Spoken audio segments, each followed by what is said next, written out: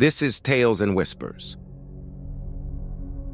where every story is felt, not just heard.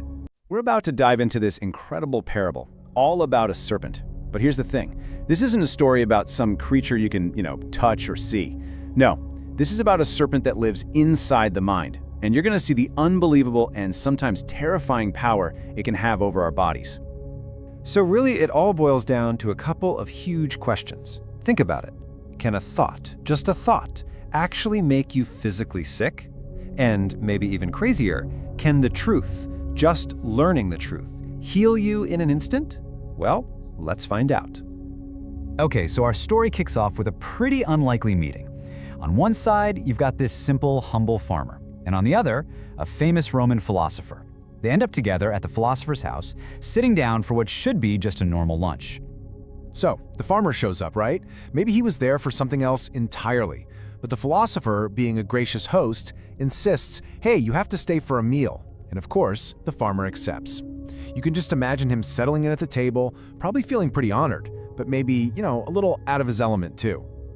But as you can probably guess, this nice little lunch is about to get, disrupted.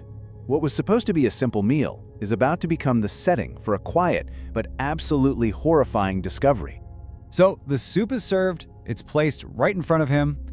The farmer looks down into his bowl, and his heart just stops. Because right there, coiled up in the soup, is what he is convinced is a small serpent.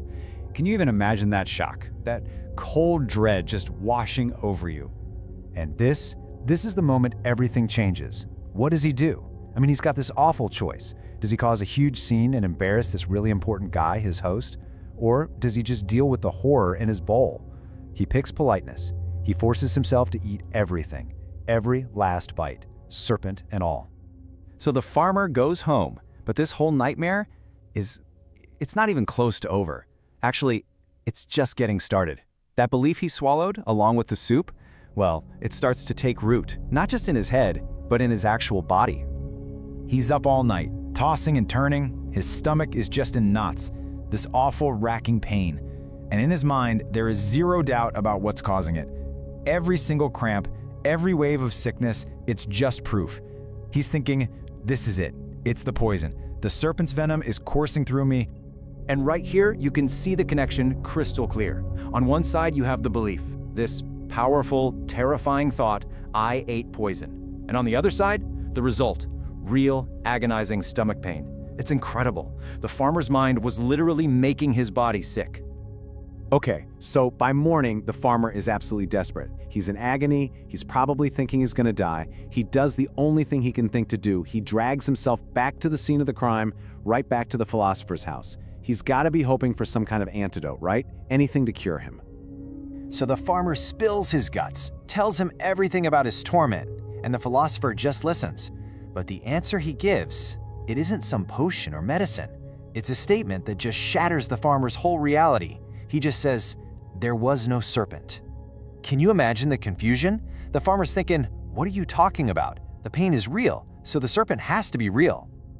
But the philosopher doesn't just say it, he shows him. He takes the farmer back to the dining room, he gets a bowl, fills it with soup, and puts it right back on the table. Then he points up at the ceiling. And there, on the ceiling, is this intricate drawing. And part of that drawing is a small serpent. And as the philosopher puts that bowl down in the exact same spot as yesterday, bam! The image of the serpent reappears, shimmering in the reflection on the soup, and the truth is finally out. It was never in the bowl, it was a reflection.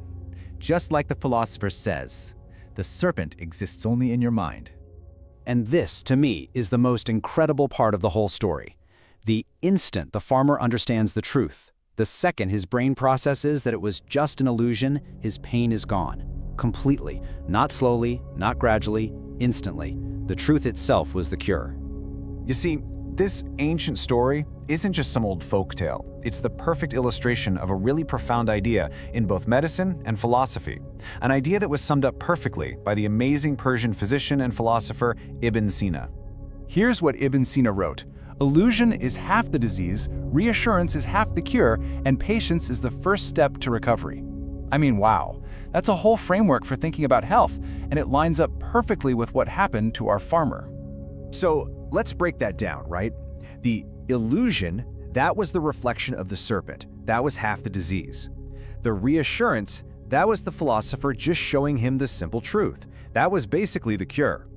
Now, the farmer's recovery happened in a flash, but Ibn Sina reminds us that for a lot of the things we face, that third piece, patience, is absolutely key.